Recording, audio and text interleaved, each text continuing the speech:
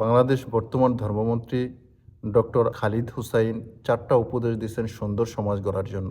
ওনার প্রথম উপদেশ ছিল আলেমদেরকে নিয়ে মসজিদ কমিটি গঠন করা, অর্থাৎ আলেম ওলামা এবং দ্বীনের বুঝ যাদের মধ্যে আছে, যে দ্বীনের উপর চলে, তাকে দিয়ে মসজিদ কমিটি গঠন করার উপদেশ দিয়েছেন।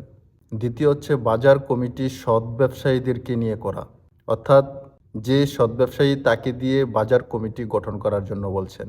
তৃতীয় যে উপদেশ দিচ্ছেন, স্কুল কমিটি প্রকৃত শিক্ষকদের দিয়ে গঠন করা, অর্থাৎ যে সমস্ত শিক্ষকের মাঝে সুশিক্ষা আছে, যারা ভালো শিক্ষক, তাদেরকে দিয়ে স্কুল কমিটি গঠন করার উপদেশ দিচ্ছেন।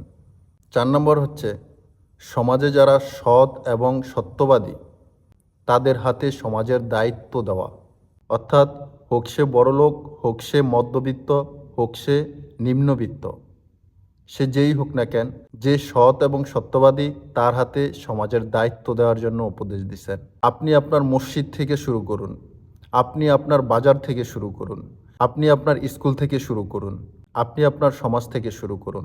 যদি এই 4টা উপদেশ আমরা মানতে পারি এবং কার্যকর করতে পারি, ইনশাআল্লাহ আশা রাখি আমাদের এই সমাজ সুন্দর সমাজ হিসাবে গড়ে উঠবে।